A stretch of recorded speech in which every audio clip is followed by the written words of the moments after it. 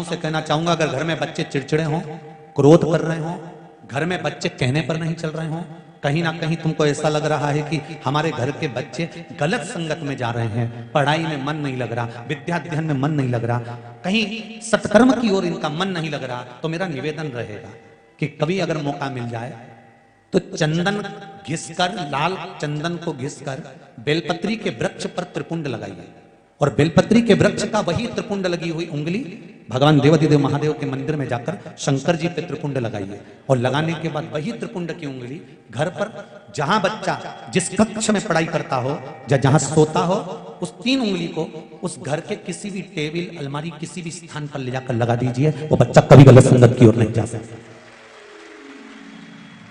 और उसमें शिव जी का एक नाम का स्मरण करना है, शंकर जी का एक नाम का स्मरण करना है, जिसका नाम है अवधूतेश्वर। क्या नाम है शिव जी का नाम? अवधूतेश्वर। सब लोग बोलो एक बार प्रेम से, अवधूतेश्वर। फिर से बोलकर देख लीजिए, अवधूतेश्वर, अवधूतेश्वर। शिव जी के इस नाम का स्मरण करना। मान लो अगर संगत कुछ गड़बड़ हो रही है तो उसको सवारा जा सकता है, और सवारने वाला भी कोई दूसरा नहीं होगा, आपको ही सवारना। एक पत्र किसी ने लिखा है, देखिए।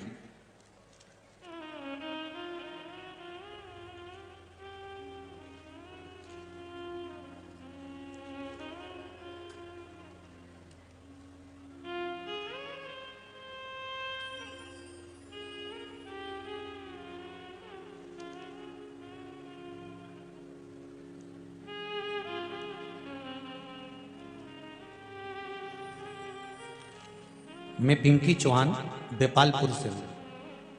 कहीं बेटी हैं पिंकी जी चौहान देपालपुर से? कहीं बेटी हो तो हाथ उठाकर हर हर महादेव बोल दीजिएगा, अगर कहीं बेटी हो तो। आप ही हैं बेटा? श्री शिवाय नमस्ते। आपने लिखा है पत्र में, मैं पिंकी चौहान देपालपुर से हूं। शिव कृपा किससे करते हैं, कोई मुझसे पूछे। किडनी में पथरी थी, किडनी में पथरी थी, बॉटल चढ़ती थी, इंजेक्शन लगते थे, पर फर्क नहीं पड़ता था। मेरी मम्मी ने कहा कि तू सियोर वाले महाराज कथा कहते हैं तो कथा सुन, और कथा सुना। कथा सुनने के बाद में सफेद दुर्वा वाला प्रयोग और जल शिवजी को चढ़ाकर बालचंद्रेश महादेव के नाम से पीना और दुर्वा को खाना चालू करा। अब मेरे को कोई तकलीफ नहीं है, और डॉक्टर भी कह रहे हैं कि किडनी में पथरी नहीं है। बैठो बेटा, हर हर महादेव। ये शिव कृपा।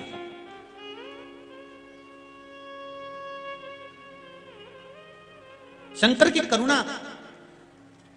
आपसे भी निवेदन करेंगे, कभी कभी अगर ऐसा योग लगे, तुम्हें ऐसा लगे कि कहीं पथरी आ गई है और शरीर को बहुत तकलीफ दे रही है, बालचंद्रेश महादेव को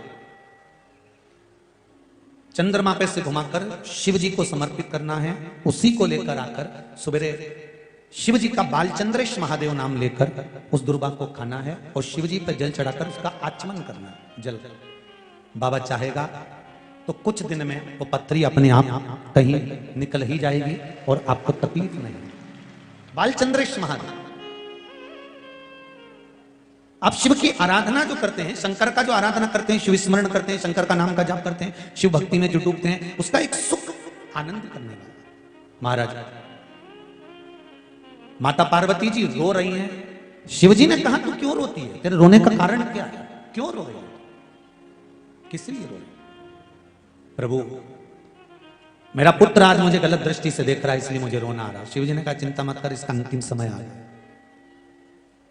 जब व्यक्ति अगर माता को गलत दृष्टि से देखने लगे तो उसका अंतिम समय आने में देरी नहीं लगती।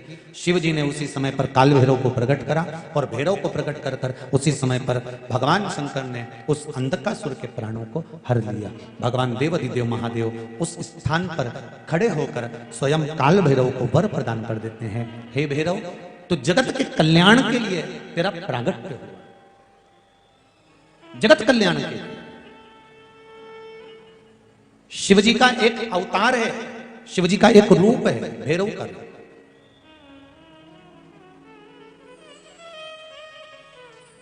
यदि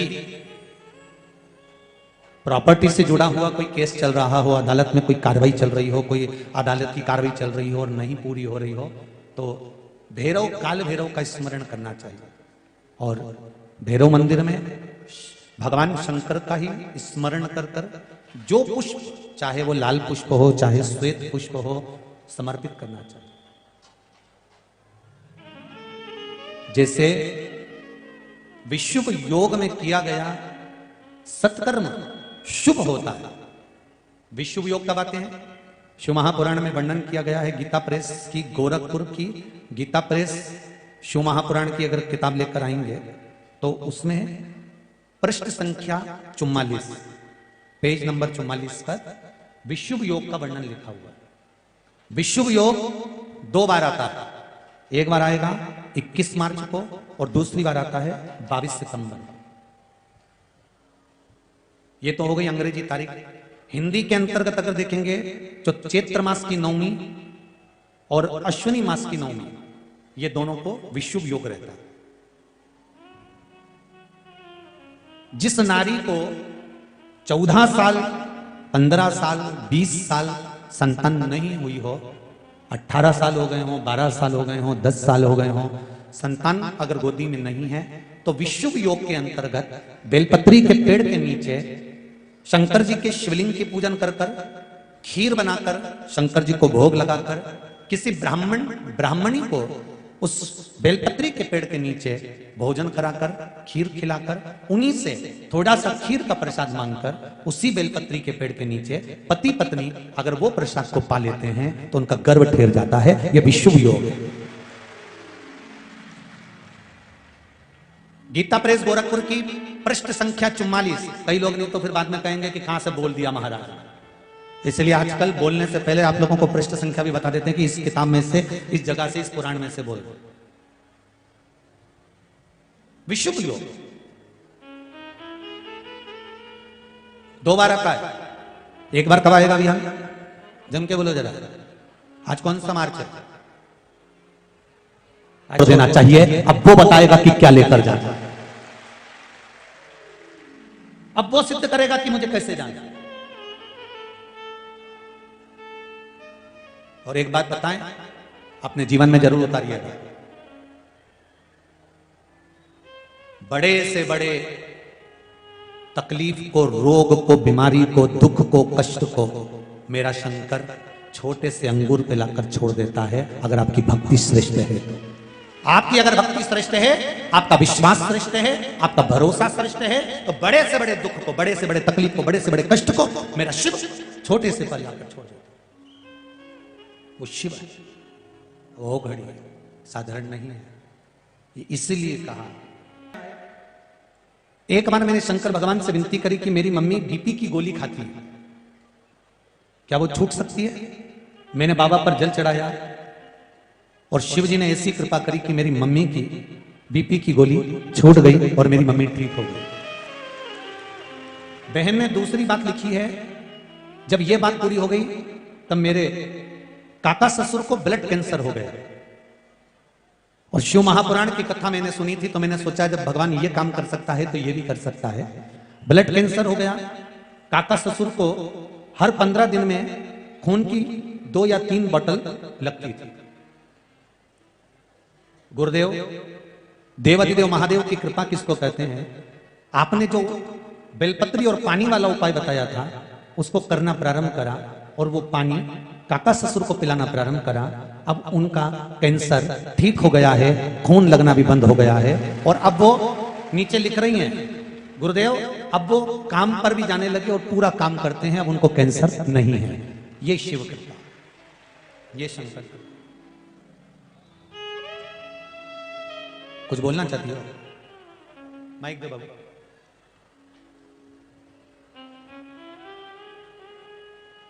शीघ्र दो, शीघ्र दो। यही रोइए मत, बोलो।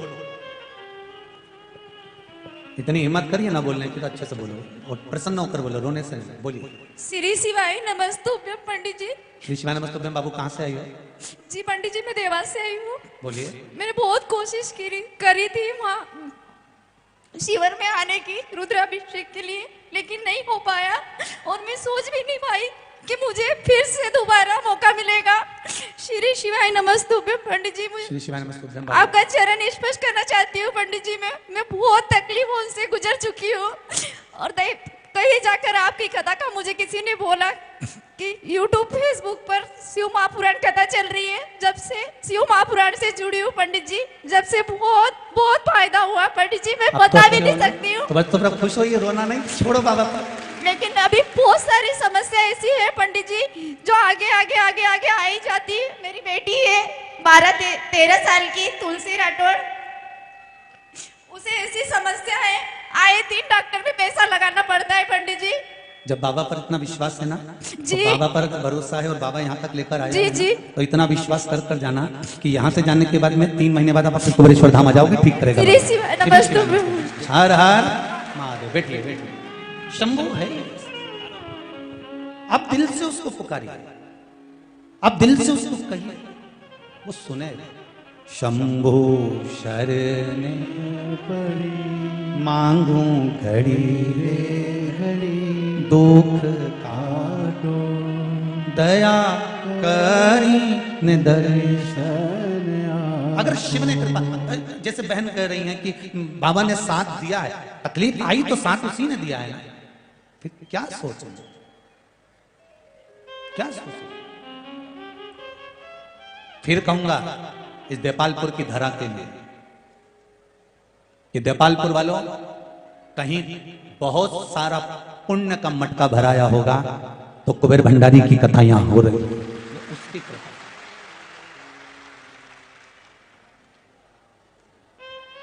और ये कथा पूरी होगी, बीच में 5-6 दिन का गैप रहेगा। 24 तारीख से 30 तारीख तक शिव महापुराण की कथा फिर छत्तीसगढ़ की पावन धरा पर प्रारंभ होने जा रही है। छत्तीसगढ़ की पावन धरा 24 मार्च से 30 मार्च तक एक छोटा सा गांव छत्तीसगढ़ का हलकोसा, छुरिया, जिला राजनांदगांव, छत्तीसगढ़ में कथा होगी, जिसका प्रसारण टीवी पर 2 बजे से 5 बजे तक आएगा। तो सारे धान के कटोरे वाले तैयार हो जाओ। छत्तीसगढ़िया, उनकी भाषा में कहते हैं छत्तीसगढ़िया सबसे बढ़िया। 24 से 30 मार्च तक तो देवती देव महादेव जो कृपा कर रहे हैं, हम कह रहे हैं, फिर बोल रहे हैं कि देपालपुर वालों की बड़े बड़े भाग्य, और भाग्य के साथ में एक प्रबल भाग्य ये भी और जुड़ गया। 24 अवतार मंदिर में 11 रुद्र मंदिरों का निर्माण हो रहा है। आपका सहयोग, आपका समर्पण, आपका आनंद जो मिल रहा है मंदिर के निर्माण के लिए, वो जीवन की एक सार्थकता। महाराज, रंभ और करम ये दोनों तब करने गए, पर करम को मगर ने से देख लोगे, उसी से तुम्हारी संतान जन्म ले।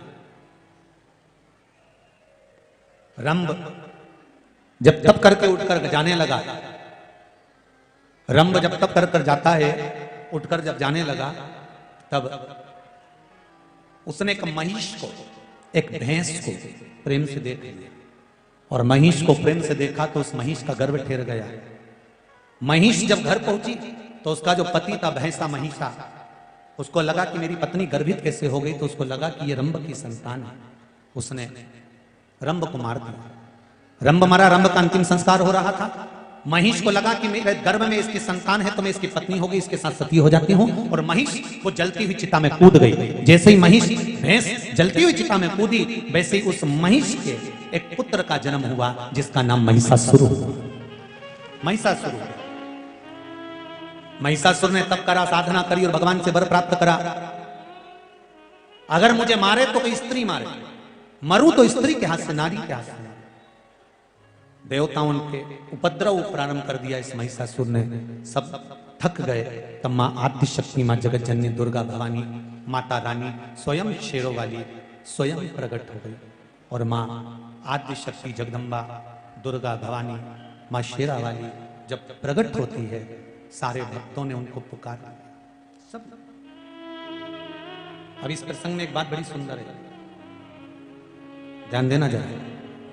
इस प्रसंग की एक बात सबसे सुंदर है, वो बात है कि पार्वती जी, लक्ष्मी जी और सरस्वती, ये 3, जिसमें ब्रह्मा जी से भगवान विष्णु ने, ब्रह्मा जी से भगवान विष्णु ने शिव जी से, तीनों ने मिलकर एक बात करी कि इन तीन देवियों में जिसको क्रोध आ जाए और क्रोध में आने के बाद में ये तीनों जब एकत्रित हो जाए तब एक आद्यशक्ति दुर्गा प्रकट होगी और वो आद्यशक्ति दुर्गा प्रकट होकर इस महिषासुर का संहार करेगी। अब माता सरस्वती को तो क्रोध पूर्व में आ चुका था, मां लक्ष्मी को भी पूर्व में क्रोध आ चुका था, तब माता पार्वती जी को क्रोध नहीं आया था, तब शिव जी ने उनको क्रोध दिलाया था। एक बात माताओं के लिए सबसे सुंदर है कि जिंदगी में याद रखो कि क्रोध पर अगर संयम हो गया तो तुम्हारा घर अपने आप स्वर्ग हो गया, तुम्हें कहीं जाने की जरूरत नहीं। खींचा और उस क्रोध पर संयम करा, पर माता को क्रोध दिलाया और क्रोध दिलाया और मां आद्यशक्ति प्रकट हुई और मां टूट पड़ी उस महिषासुर पर, महिषासुर का संहार करा। देवताओं ने पुष्पों की वृष्टि करी, गंधर्व गान करे, अप्सरा नृत्य। प्रागण्य में बाबा देवादिदेव महादेव की कृपा से ओगरदानी त्रिकालदर्शी कैलाश की अविनाशी शिव की करुणा से परम पूज्य सदगुरुदेव 1008 श्री जयकरण दास जी महाराज जी की इस पुण्यमय धरा पर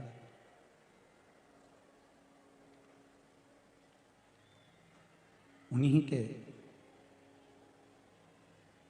पावन संकल्प को पूर्ण करने के लिए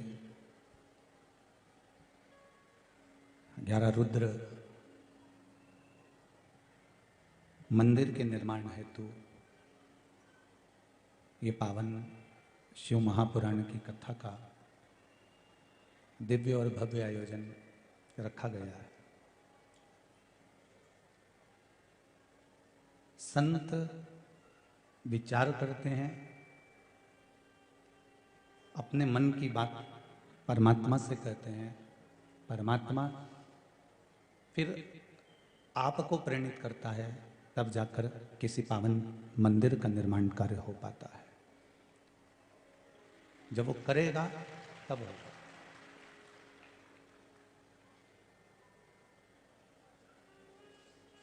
देवादिदेव महादेव की ये पावन 11 रुद्र मंदिर का जो निर्माण हो रहा है, आप पर बाबा देवादिदेव महादेव की कृपा हो, लक्ष्मी नारायण की करुणा हो, तो इन हाथों से दान सत्कर्म पुण्य कर कर इन 11 रुद्र मंदिरों के निर्माण का क्रम पूरा करना है।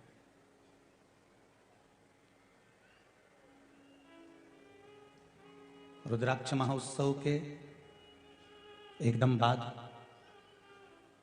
कथा दे नहीं रहे थे, पर जब सुना, क्योंकि हमने कार्यकर्ताओं को कह दिया था कि अभी जब रुद्राक्ष महोत्सव होगा तो थकान बहुत हो जाएगी, शरीर भी शरीर होता है, कथा दे नहीं रहे थे, पर बाबा देवादिदेव महादेव की करुणा और देपालपुर से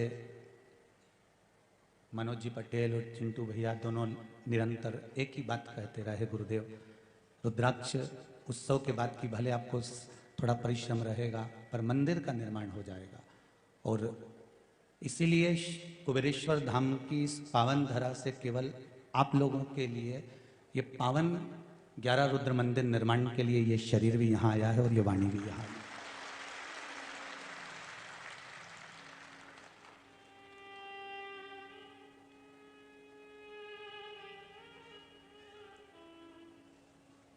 शिव ओगड़ी है,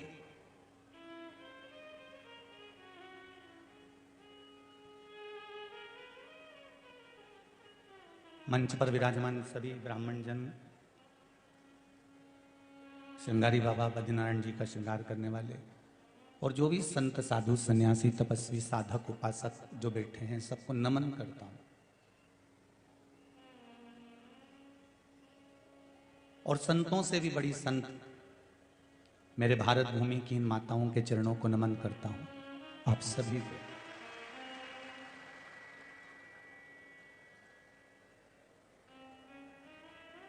संत को, भगवंत को, कथाकार को या राष्ट्र के हित करने वाले को कोई दूसरा पैदा नहीं करता, मेरे भारत भूमि की यही माताएं पैदा करती हैं। इसलिए आपके चरणों को नमन, आपके विचारों को, आपके भावों को। आपने जो शिव मंदिर में जाकर शंकर की आराधना, रिटर्न बढ़ाइए बाबू, शिव मंदिर में जाकर जो शंकर की अनुमोदन करना, स्मरण करना और जल चढ़ाना, शिव की भक्ति को धारण करना, ये आपका एक प्रबल विश्वास शिव के प्रति है।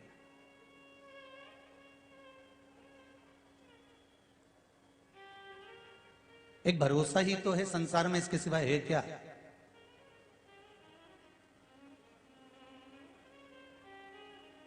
माता पिता ने लड़के को देखा और विवाह पक्का कर दिया। जिस बेटी को अपने यहां रखा इतने सालों से, भरोसे पे ही तो एक छोरे के भेजा। अब ठीक है, भरोसे पे ही तो भेजा है। अगर विश्वास ना हो, लिखा है शंकर विश्वास रूपिणो, शिव विश्वास है।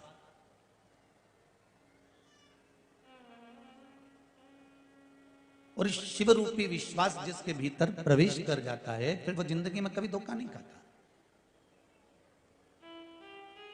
मेरे भाइयों से, माताओं से, दीदियों से, बहनों से, जीजियों से, तथा प्रांगण्य में विराजमान लाखों लाख भक्तों से कल कोई देपालपुर के एक भगत का फोन आया था। उन्होंने सीओर ऑफिस से फोन नंबर लेकर बात करी, घाट साहब को फोन लगाया, हमने बात करी तो उनका कहना था, गुरुदेव भूतो ना भविष्य थे देपालपुर के इतिहास में कि 1 बजे से लोग छत पर दरी बिछाकर धूप में कथा को, मात्र आप दिखते नहीं हो, छत पर कथा सुनने के लिए बैठते हैं। ये देपालपुर के इतिहास की पहली कथा। उन्होंने कल फोन कर कर बोला, गुरुजी ऐसी कोई गली नहीं, ऐसा कोई मोहल्ला नहीं, ऐसा कोई क्षेत्र नहीं, ऐसा कोई घर नहीं जिसका ओटला, जिसकी गली, जो मोहल्ला, जो क्षेत्र भरा हुआ ना हो। हमारा एक एक घर में 50-50 मेहमान रह रहे हैं, दरी पर गोदड़ी पर जैसा बन रहा है सो रहे हैं, पर शिव कथा के लिए।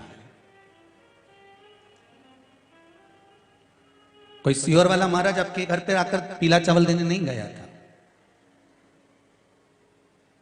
और ना मंदिर समिति जाकर आपको कुछ देकर आई थी कि यहां पर आना, हम तुमको 200 रुपये देंगे हो और एक लाल कलर की साड़ी, घड़ा उठाना ऐसा कलश यात्रा का, और फिर सब 100-100 रुपये लेके जाना, घड़ा भी तुम अपने घर ही ले जाना।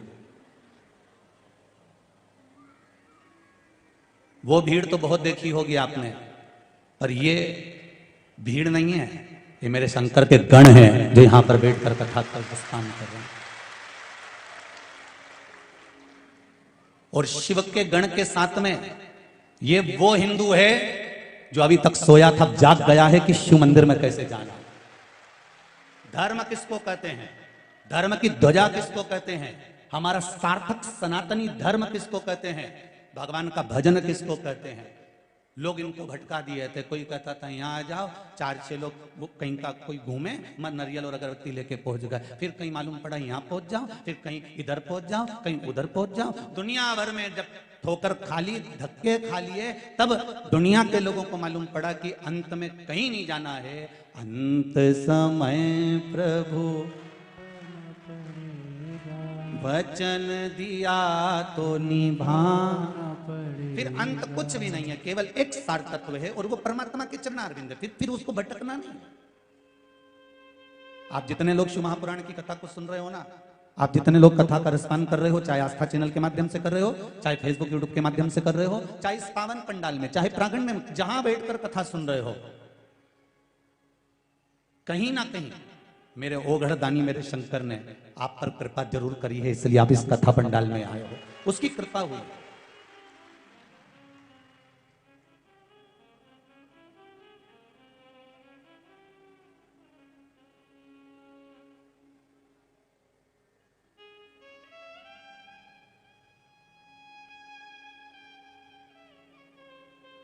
शिव आराधना का जो फल है वो दुनिया में कोई वर्णन नहीं कर सकता सर। एक पत्र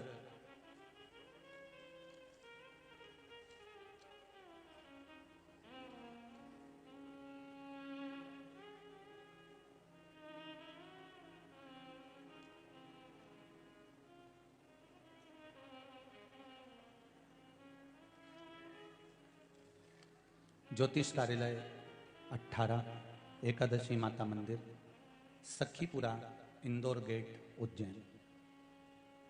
पंडित आशीष जी जोशी एकादशी माता मंदिर उज्जैन से ये पत्र है। जहां बैठे हों कृपया अपने स्थान पर खड़े हों और दोनों हाथ एक बार हिलाकर अपने पत्र की प्रस्तुति दीजिएगा। कहीं बैठे हों तो हाथ हिला सकते हैं। एकादशी माता मंदिर उज्जैन से हूं, आशीष जोशी। पशुपति व्रत प्रभाव। बड़े भाई के हाथ में 4 जगह पर गांठ के कारण नस ब्लॉक हो चुकी थी। 17 जनवरी 2022 को बड़ोदरा के डॉक्टर को बताया था। उन्होंने कहा एंजियोग्राफी करने की कहा था और हाथ में जहां गांठ थी उनको निकालकर ऑपरेशन करने का बोला था। अंगूठा भी कटना था, ये डॉक्टर बोल चुके थे बड़ौदा के। पशुपति व्रत का प्रमाण क्या है गुरुदेव? मैं खुद ब्राह्मण हूं, पर विश्वास किसको कहते हैं ये पशुपति व्रत ने दिखा दिया। गुरुदेव एक बार पशुपति व्रत का उपवास प्रारंभ करा, 3रा सोमवार हुआ था और डॉक्टर को दिखाने के लिए हम गए तो डॉक्टर ने कह दिया कोई एंजियोग्राफी नहीं करना, कोई हाथ नहीं काटना, आपकी गठाने अंदर गल चुकी है और हाथ ठीक हो चुका है। ये पत्र है।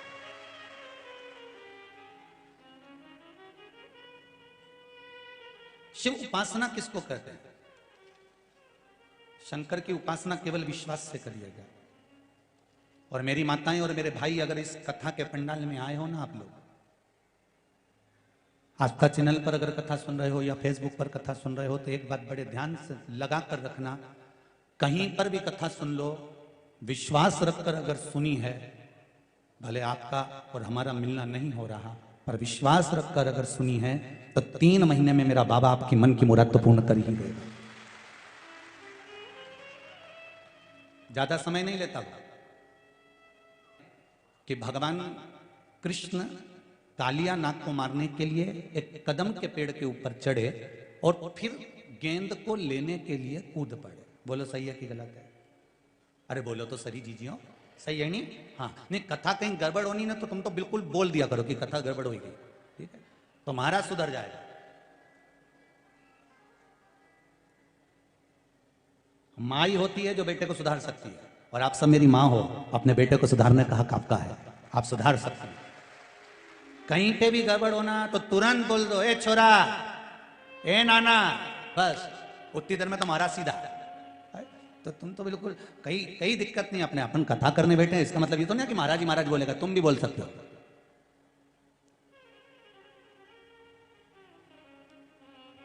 कदम के पेड़ के ऊपर भगवान कृष्ण चढ़ गए और वो गेंद को लेने के लिए कूद पड़े।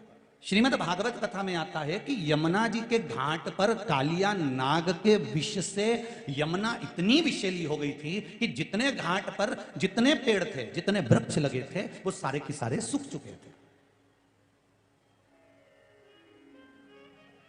जितने वृक्ष, जितने पेड़ लगे थे यमुना जी के घाट पर, वो सब सूख चुके थे। केवल एक वृक्ष ऐसा था कदम का यमुना जी के घाट पर, जिस पेड़ पर, जिस वृक्ष पर मेरा ठाकुर, मेरा कृष्ण चढ़ा था, बस वो वृक्ष हरा भरा था और उसी पर मेरा कन्हैया चढ़कर यमुना जी में कूदा था। एक वृक्ष। बाकी के जितने यमुना जी के तट पर, यमुना जी के घाट पर जितने वृक्ष थे, जितने भी पेड़ लगे हुए थे, वो सब कालिया नाग के विष से, सब विष के कारण सूख चुके थे। केवल एक कदम का पेड़ जिस पर मेरा ठाकुर चढ़ा था, मेरा कृष्ण चढ़ा था, वो हरा भरा था। जब कन्हैया वापिस लौट कर आए, गेंद लेकर आए, कालिया नाग को भगाए, तब राधा जी ने पूछ लिया, ठाकुर एक बात बताओ, यमुना जी के आसपास के सारे वृक्ष कालिया नाग के विष से सूख चुके थे, फिर ये वृक्ष हरा भरा क्यों था? तो भगवान कृष्ण कहते हैं, जिस समय पर अमृत लेकर जा रहे थे देवता, तब उसकी एक बूंद इस वृक्ष पर गिर गई थी, इसलिए यह वृक्ष हरा भरा था। अब यह तो हो गई भागवत कथा। सारे वृक्ष सूखे हुए थे और एक वृक्ष हरा भरा था, क्योंकि उस पे अमृत की बूंद गिर गई थी। शिव महापुराण की कथा कहती है, जिस पर शिव महापुराण की, शंकर की करुणा की अगर बूंद गिर जाती है, दुनिया सूख जाए पर वो नहीं सूख पाता जिस पर गिरी है अमृत की। आप शिव की आराधना करो। अरे तुम रोज रोज मंदिर जाओगे, पशुपति व्रत करोगे, भगवान की भक्ति करोगे ना, तो पड़ोसियों की भी मुखाग्रविंद की जिब्या सूखने लगेगी। अरे बताओ, इसके यहाँ तो खूब आर्या मान, इसके यहाँ तो खूब कृपा हो रही है, बताओ बड़ी बड़ी कृपा हो रही है। इसकी छोरी तो बताओ, इसके बहू का तो छोरा हो गया, इसके यहाँ तो 8 साल से औलाद नहीं थी, 6 साल से औलाद नहीं थी, इसके यहाँ तो ये बीमारी थी, फिर ठीक कैसे हो गई। अर्थात सारी दुनिया के वृक्ष सूख जाए पर मेरा शिव की आराधना, भगवान का भजन, शंकर का स्मरण, ये सूखने नहीं देगा आपको। आपको हरा की हरा बनाकर रहेगा, ताजा की ताजा बनाकर रहेगा। अब भक्ति तो करो, भजन तो करो, स्मरण तो करो।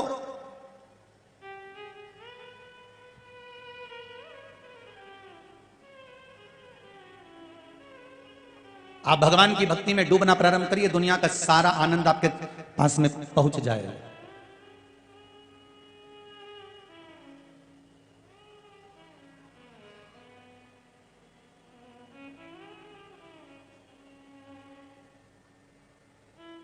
भक्ति और उस भक्ति का बल दोनों को पहचानिएगा आप जीवन में। जिस मंत्र को आप जपते हो, श्री शिवाय नमस्तुभ्यम जप रहे हो, चाहे पंचाक्षर नमः शिवाय जप रहे हो, चाहे षडाक्षर ओम नमः शिवाय जप रहे हो, चाहे 12 अक्षर ओम नमो भगवते वासुदेवाय जप रहे हो, चाहे गायत्री मंत्र का जाप कर रहे हो, चाहे महामृत्युंजय मंत्र का जाप कर रहे हो, आप जिस मंत्र को जप रहे हो, मंत्र कोई साधारण नहीं है। हमारे शास्त्रों ने, हमारे वेदों ने, हमारे पुराणों ने जिन मंत्रों का निर्माण करा है, जिन मंत्रों को हमें दिया है, वो मंत्र साधारण नहीं हो सकते। बस भगवान भोलेनाथ जी से इतनी सी प्रार्थना है, इतनी सी विनती है कि इन मंत्रों को दुनिया के लोग संजो कर रखे।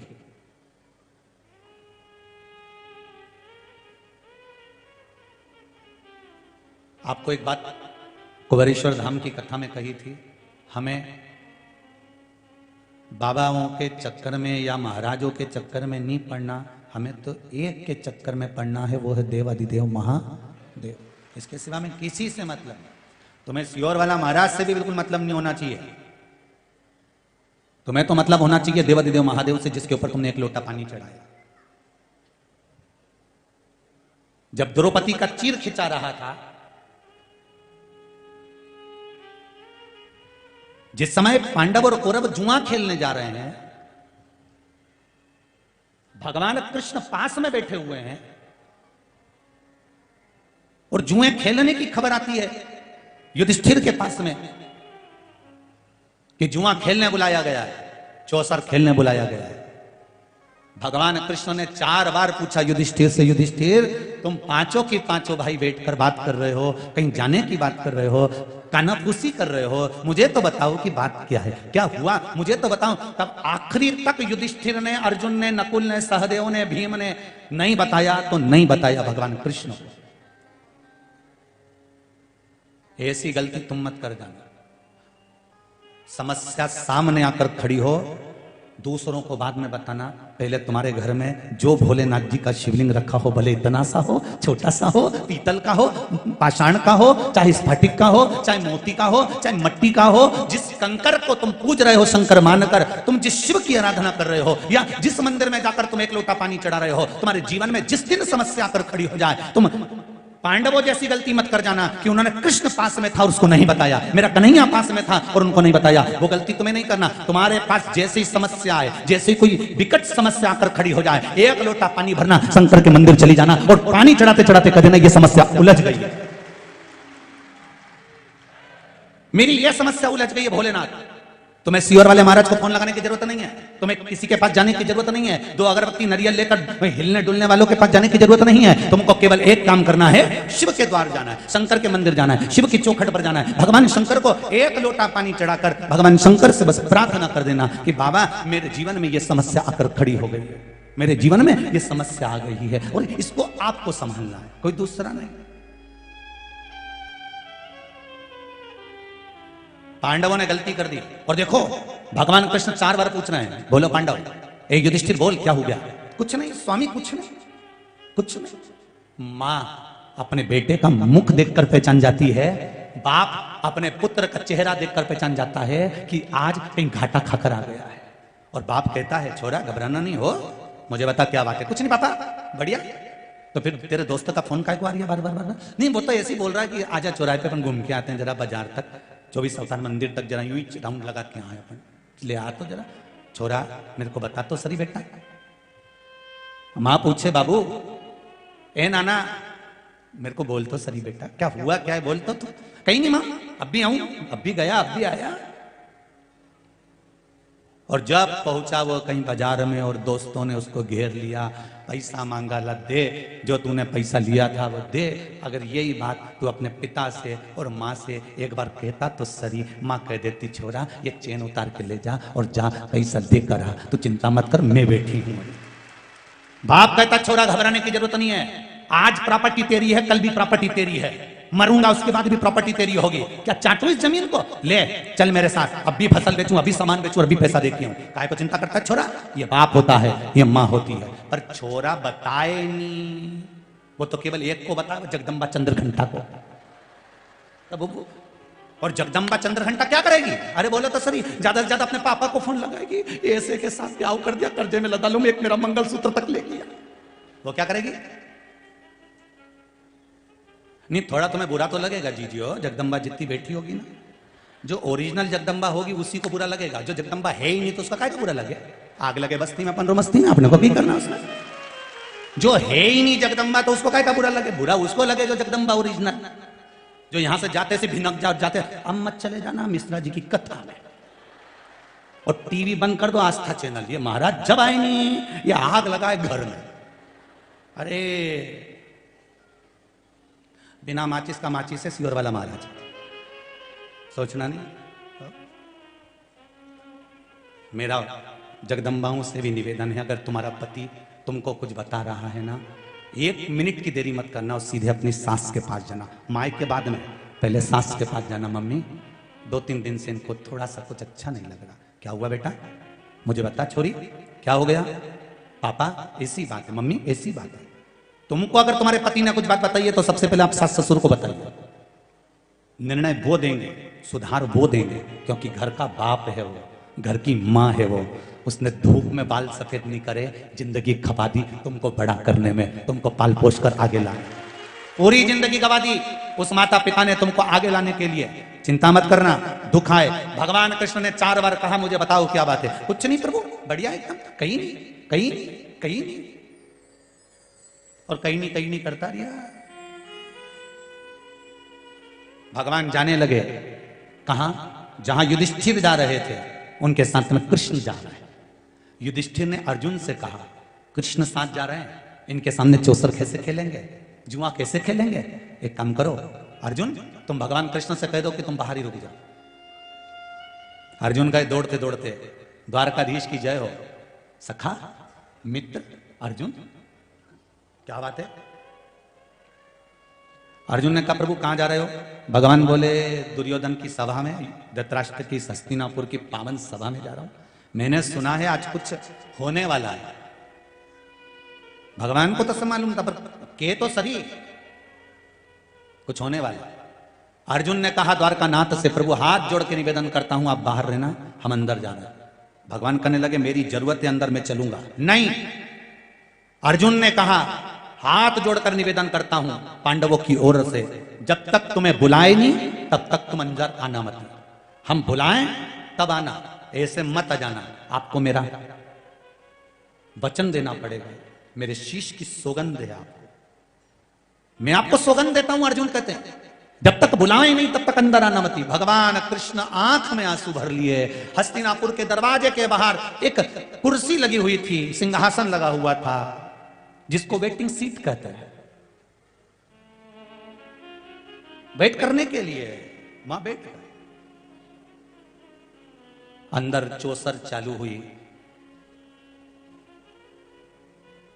पांडव हारने लगे, कौरव जीतने लगे। फिर कौरव हारने लगे, पांडव जीतने लगे। पांडव जब जीतने लगे, इतनी देर में दुर्योधन ने कह दिया अब मेरा मामा खेलेगा, शकुनी मामा खेलेगा। भगवान कुर्सी पे से खड़े हो गए कि अकल आएगी पांडवों को। जब ये दुर्योधन कह रहा है कि मेरा मामा खेलेगा, तो पांडव चिल्लाकर कहेंगे हमारा द्वारका नाथ खेलेगा। भगवान खड़े हो गए कि अब मेरे पांडव कहेंगे कि अब द्वारकाधीश चौसर खेलने के लिए आएगा, अब मुझे ये बुलाएंगे। पर ये खेल खेल के हार गए, सब कुछ हार गए, द्रौपदी को भी हार गए। तब तक इन्होंने कृष्ण को नहीं बुलाया। कृष्ण आंख से आंसू बहाते रहे, छटपटाते रहे, आवाज तो दे दो मुझको, मैं आ जाऊंगा, तुम बुलाओ तो मुझको, मैं आ जाऊंगा। नहीं आए। तब आखिरी में द्रौपदी का जब चीर खिंचाने लगा और द्रौपदी रोती हुई गुरु द्रोणाचार्य के सामने पहुंची, गुरुदेव आप तो साथ दे दो। भीष्म पितामह ने मना कर दिया कि जैसा खाया अन्न वैसा हो गया, मन में नहीं बोल सकता, सबने मना कर दिया। धृतराष्ट्र गांधारी ने भी मना कर दिया, गुरुदेव आपने गुरु मंत्र दिया है, आपकी शिष्या को मैंने गुरु मंत्र लिया है, कम से कम कोई साथ नहीं देता, गुरुदेव आप तो साथ दे दो। तो गुरु द्रोणाचार्य ने कहा सुन बेटा, मैं तेरा गुरु हूं, मैं भी तेरा साथ नहीं दूंगा। बहुत अच्छे से सुन लेना रही देपालपुर वाली जी जी, सियोर वाला महाराज तुम्हारा साथ नहीं देगा, आज भी लिख के रख लो। जो गुरु द्रोणाचार्य ने कहा था, और कहीं का महाराज तुमसे कहे कि हम बैठे हैं तुम तो जाओ, हम बैठे हैं तुम तो करो ये काम, तो समझ लेना कि दो चार डटेची का काम है। समझ लेना कि कहीं ना कहीं गरुण घंटी बजने वाली है, क्योंकि भागवत जी कह रही है कि गुरु द्रोणाचार्य करें। सुन द्रौपदी, मैंने तुझे गुरु मंत्र दिया, मैं साथ नहीं दूंगा, पर सुन इस सभा में जितने बैठे हैं कोई तेरा साथ नहीं देगा। पर द्रौपदी, जो मैंने तुझे मंत्र दिया था उस मंत्र को जपना चालू कर, वो तेरा साथ देगा। आपको भी एक मंत्र दिया है, सियोर वाला महाराज तुम्हारा साथ नहीं देगा, रिश्तेदार नातेदार कुटुंब और कबीले वाले साथ नहीं देंगे। आपको भी एक मंत्र मिला है, जब दुख आए तब उसको जपना प्रारंभ कर दो। श्री शिवाय नमस्तुभ्यम, उस मंत्र का जाप करना प्रारंभ कर दो। देखो जपो। और द्रौपदी ने जो मंत्र का जाप करना प्रारंभ करा, गुरु मंत्र का, आवाज गई मेरे द्वारकाधीश के कानों में, और द्वारकाधीश दौड़ कर आ गए और द्रौपदी का चीर बढ़ा दिया। तो द्रौपदी ने पूछा प्रभु इतनी देर कर दी आने में, भगवान के तू बुलाए तो आऊं ना, मैं तो कब से बाहर बैठा हूं कुर्सी लगा के कि बुलाएंगे बुलाएंगे बुलाएंगे बुलाएंगे। अब भगवान तो इंतजार में रहता है। आप सबसे निवेदन है, मेरा भोलेनाथ भी तुम्हारे इंतजार में बैठा है, मेरा शंभु मेरा शंकर भी तुम्हारे इंतजार में बैठा है, मेरा चार भुजानाथ तुम्हारे इंतजार में बैठा है, मेरा सांवरिया सेठ तुम्हारे इंतजार में बैठा है, मेरा नाथ द्वारे का श्रीजी बाबा तुम्हारे इंतजार में बैठा है, मेरा गोवर्धननाथ तुम्हारे इंतजार में बैठा है, मेरा द्वारकानाथ तुम्हारे इंतजार में बैठा है। तुम एक बार दिल से पुकारो तो सही, तुम्हारे सामने आकर खड़ा हो जाएगा। उसको बुलाओ तो, पर तुम तो उसको कब बुलाओ, जब पहले सब रिश्तेदारों को तो बुला लो। सारा रिश्तेदार इकट्ठा कर लिया जब टोकरी निपटी। जब बूढ़ी अम्मा के प्राण छूटे ना, तो सबको फोन लगा के पूछे मामी जी, मम्मी 2 दिन से कुछ नहीं खा रही, ऐसा लग रहा है अंतिम सांसें चल रही, डॉक्टर भी बोल दिया अब तो निपटने वाली है। मामी जी भी आ गई, काका जी, ओ काका जी हाँ छोड़िए, अम्मा जी रही है, काका जी यही किया, फूफा जी हाँ फूफा जी भी आ गए, जीजी भी आ गई, जीजा भी आ गया, सब इकट्ठा। मरने वाले के प्राण छूट रहे हैं, सब उसके पलंग के आसपास खड़े हैं।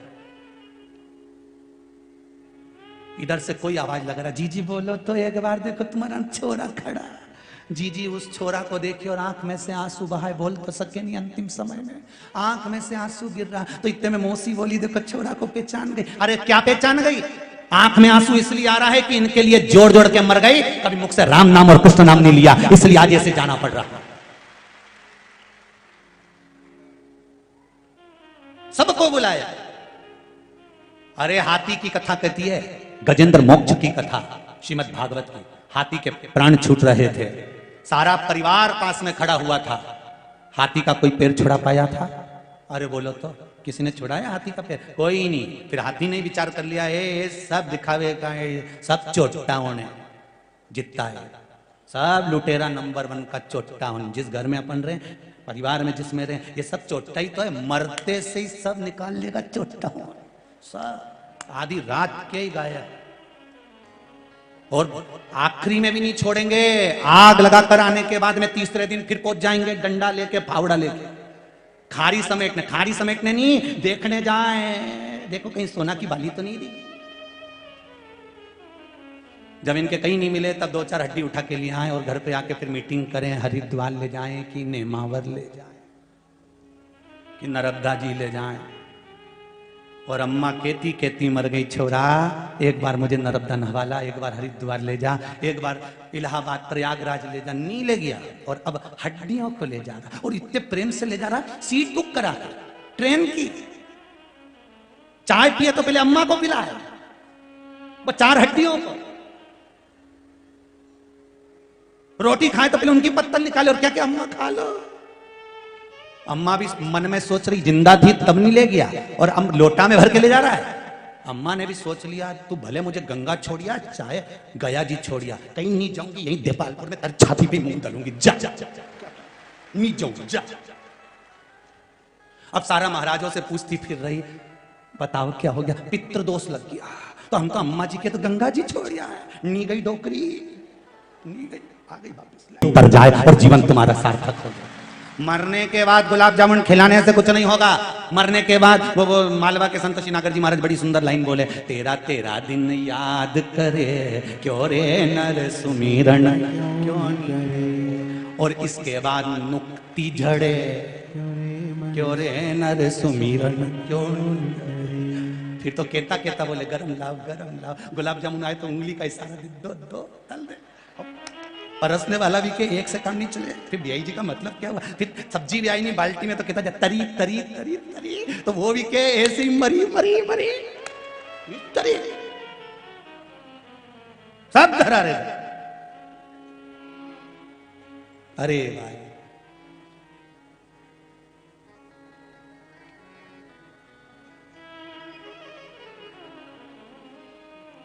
सब पड़ा रहे, किस काम का?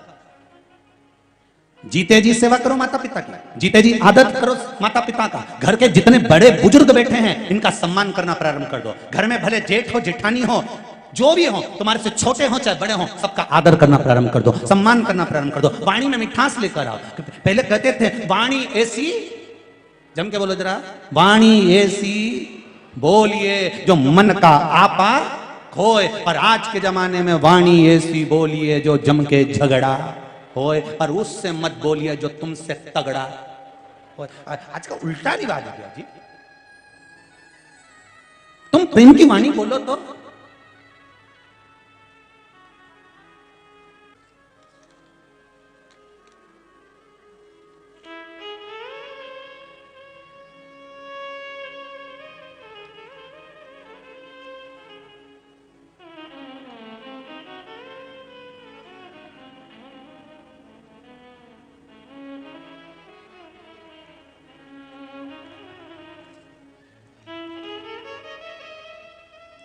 परिनीता वर्मा, महू इंदौर से।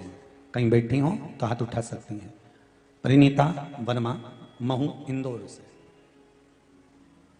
कहीं बैठी हो तो हाथ उठा सकती हैं। हर हर महादेव बोल सकती हैं, दोनों हाथ उठाकर। पत्र लिखा है आपने, श्री शिवाय नमस्तुभ्यम। गुरुदेव, 24 अप्रैल 2021 को मेरे पति का स्वर्गवास हो गया।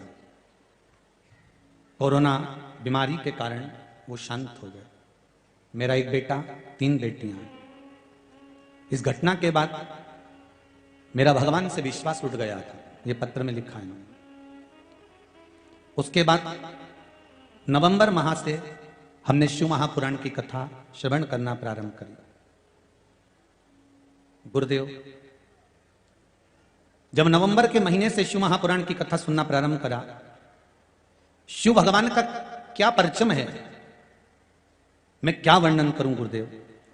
पशुपति नाथ का व्रत किया था, और गुरुदेव एक नौकरी का अप्लाई बहुत पहले कर रखा था गुरुजी।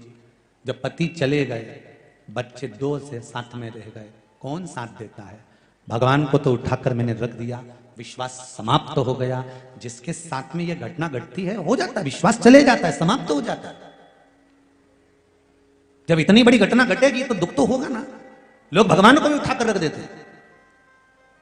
पर गुरुजी, नवंबर महीने से जब मैंने शिव महापुराण की कथा सुनी और पशुपति व्रत का स्मरण करा, फुलरिया दूज का गुरुदेव धतूरा, पिछले वर्ष का जो फुलरिया दूज का एक धतूरा था, उस धतूरे पर मैंने फुलरिया दूज पर हल्दी में भिगोकर धतूरा का उपाय किया और प्रतिदिन शंकर भगवान के मंदिर में जल चढ़ाकर चावल 1 दाना समर्पित करना चालू कर दिया। गुरुदेव, जो बहुत पहले मैं एक बार फार्म भरी थी, मुझे भी नहीं मालूम था कि वो फार्म कब का था। और गुरुजी, सरकारी नौकरी मेरी उज्जैन हाई कोर्ट में लग गई। ये पत्र है।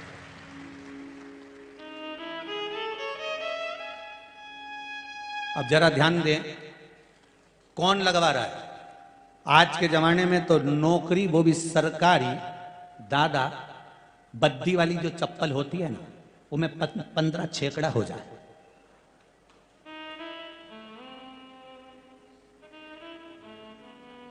कौन कर रहा है? लोग कहते हैं कि जब भगवान ने हमारे साथ गलत किया, इनको उठा लिया, इनको रख दिया, इनको ले गए, दुख हमारे ऊपर पहाड़ टूट पड़ा। लोग कहते हैं अब कौन साथ देगा? मेरा निवेदन है, हिम्मत मत हारना। कोरोना महामारी में भी अगर आपके यहां कमी हुई है, कोई चले भी गया है, कोई शांत भी हो गया है, कई बहुएं, बेटियां, माताएं, कई लोग शांत हुए। साहब, कोरोना महामारी कोई साधारण आई थी? कोई साधारण सी बीमारी थी क्या? और तीसरी लहर भी दमदार आने वाली थी। वो तो आपने श्री शिवाय नमस्तुभ्यम और जल का जो अभिषेक करा है शंकर का, गवा दिया भगवान शिव ने। वो बीमारी चाइना में आई, वो बीमारी तीसरी लहर अमेरिका में आई, वो बीमारी जगह जगह पूरे देशों में आई और भारत में प्रवेश नहीं कर पाई, क्योंकि भारत के लोग शिव की आराधना में इतने डूब चुके थे कि घर घर में कंकर और शंकर समा गया था। तो प्रवेश कहां से करते? ये शिव के प्रति विश्वास जीत गया।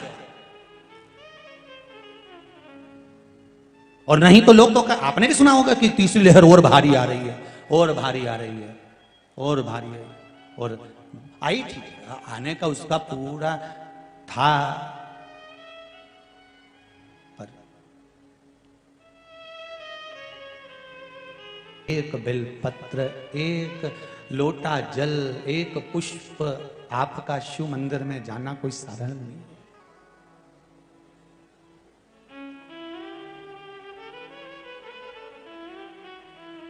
कोई साधारण नहीं।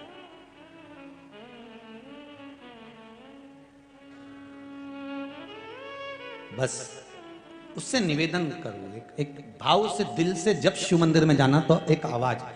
देखो, कोई व्यक्ति निकल के जा रहा हो ना और नहीं देख रहा हो तो आवाज लगाओ जम के, अरे ओ कमलेश। कमलेश पलट के देखेगा। एक बार नहीं देखेगा, तुमने दूसरी बार लगाई आवाज तो देखेगा कि नहीं देखेगा? बोलो तो सही। वो नहीं देखा दूसरी बार भी तो तुम और जम के चिल्ला दो, कमलेश। वो नहीं सुने तो तुम और तेज चिल्ला दो, कमलेश। पलट के देखेगा कि नहीं देखेगा? अरे बोलो जम के, देखेगा नहीं? एक बार नहीं देखेगा, 2 बार नहीं देखेगा, 3 बार नहीं देखेगा, 4 बार नहीं देखेगा, 5वीं बार में तो देखेगा। उसी तरह तुम शंकर को पुकारते रहो, श्री शिवाय नमस्तुभ्यम। बोलो जम के, श्री शिवाय नमस्तुभ्यम, श्री शिवाय नमस्तुभ्यम, श्री शिवाय नमस्तुभ्यम। तुम पुकारते रहो। अभी नहीं देखेगा, थोड़ी देर बाद देखेगा, थोड़ी देर बाद नहीं देखेगा, बाद में देखेगा, और देखेगा जरूर। उसकी कृपा दृष्टि हम पर होगी जरूर। तुम भजन करो तो, शिव नाम लो तो, शंकर का स्मरण करो तो। मैं तेरे भरोसे हूं, हम उसके साथ।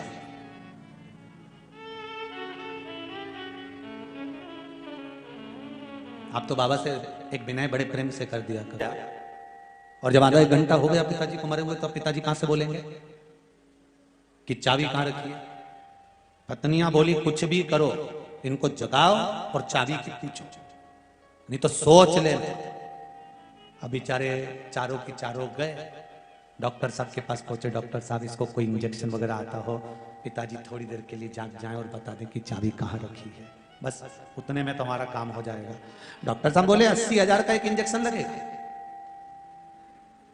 बाबा जी जग जाएंगे, पिताजी जग जाएंगे, तुम सामने खड़े रहना, चाबी का पूछ लेना, वो मर जाएंगे। ज्यादा देर नहीं रुकेंगे, इतना याद रखना।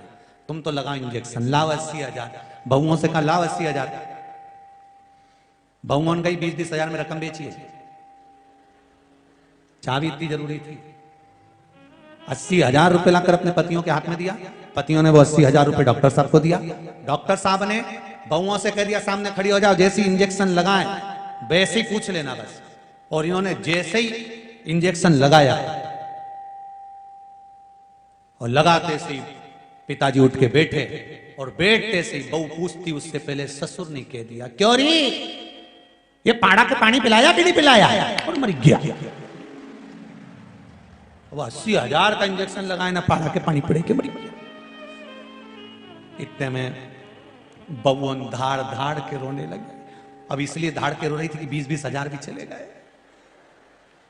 बबुअन हाथ जोड़ के बोली, वंस मोर, एक बार फिर से लगा दो इंजेक्शन। डॉक्टर साहब बोले लाओ 80,000 जाओ। अभी पाड़ा के पानी पिलाया, अब गाय के पिलाया। अब चाबी की कोई गारंटी नहीं कि मिले कि नहीं मिले हो।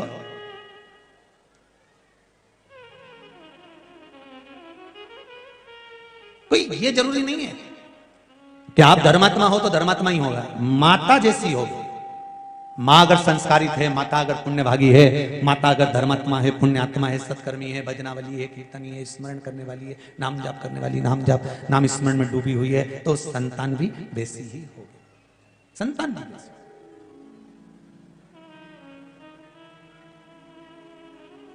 अंधकासुर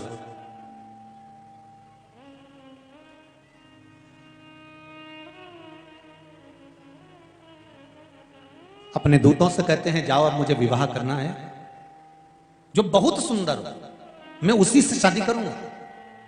इसने एक वर मांगा था, अंधकासुर ने तप कर कर भगवान से वर मांगा था कि मुझे वर दीजिए कि मेरे प्राण ना छूटे, मुझे वर प्रदान करो कि मेरे प्राण ना जाए। भगवान ने कहा ऐसा हो नहीं सकता कि मरोगे नहीं, मरना तो पड़ेगा, फिर और कुछ मांग लो। नहीं, मुझे तो यही वर चाहिए कि मैं मरूं ना, और कुछ मांग लो। तो अंधकासुर को यह मालूम था कि मेरे कोई ना तो माता है, मेरा ना कोई पिता है। तो अंधकासुर ने वर में मांगा कि मुझे वर दीजिए, और वर भी ऐसा दीजिए कि जिस दिन मैं अपनी माता को गलत दृष्टि से देखूं उसी दिन मेरे प्राण छूटे। जिस दिन मैं अपनी माता को गलत दृष्टि से देखूंगा उस दिन मेरे प्राण छूटे।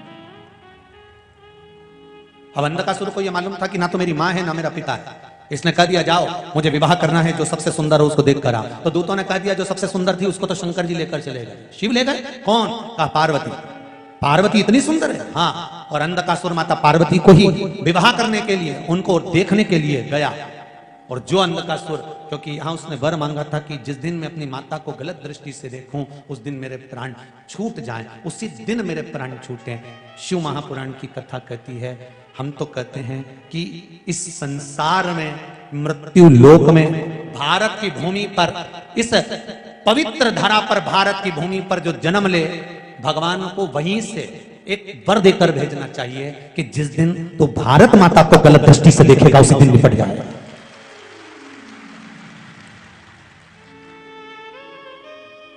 ये वो मां है। हरिचंदन है इस देश की माटी, तपोभूमि हर ग्राम है, हर बाला देवी की प्रतिमा, बच्चा बच्चा राम है। जिसके सैनिक समर भूमि पर गाया करते गीता है, उसी माटी के हल्के नीचे खेली करती सीसा है। कुछ सहज है।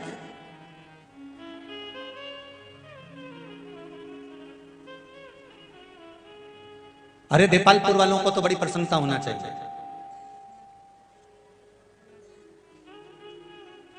इस संपूर्ण कार्यक्रम को प्रशासन के 600 पुलिस वाले तो चारों तरफ लगे होकर संभाल रहे हैं, पूरा प्रशासन इसको संभालने में लगा है। और उसके साथ कदम से कदम मिलाकर अगर कोई खड़ा है तो आरएसएस, बजरंग दल और हिंदू जागरण मंच के लोग खड़े हो।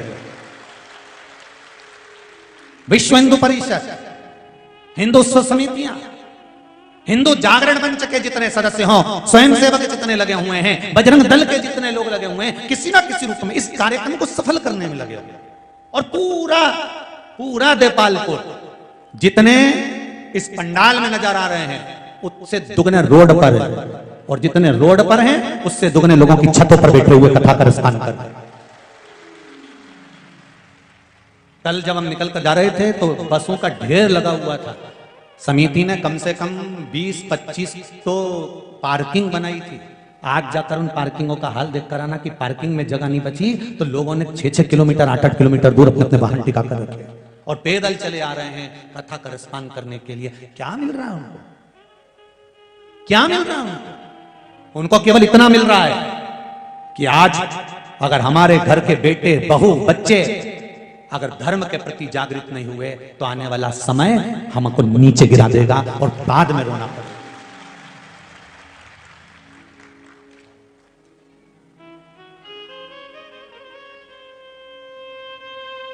बाद में रोना पड़ेगा।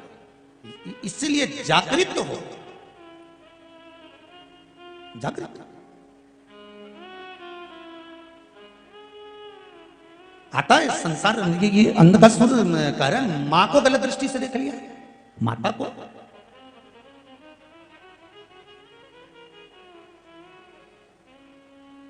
चाहे मां हो चाहे भारत मां हो, इस पर गलत दृष्टि डालने वाले को छोड़ा नहीं जाएगा। बिल्कुल खुले कह दीजिए लोगों को, घर की मां और भारत माता पर गलत दृष्टि डालने वाले को छोड़ा नहीं जाएगा। मां है महाराज, गलत दृष्टि दे दी अंधकासुर ने। बस मां की आंख में से आंसू बह रहे हैं। पार्वती मैया क्या कर सकती है? एक बेटा जब अपनी माता को अपशब्द कहता है ना, मां उसको मार भी नहीं सकती, और मार भी देती है ना तो रो लेती है। मां क्या करती है? रोती है। पार्वती जी रो रही है। शिवजी ने पूछा क्यों रो रही हो पार्वती? पार्वती जी कहती हैं जिस बेटे को मैंने गले से लगाया था, जिसको मैंने अपना पुत्र कहा था, वो पुत्र मुझे गलत दृष्टि से देखा। वो पुत्र मेरा गलत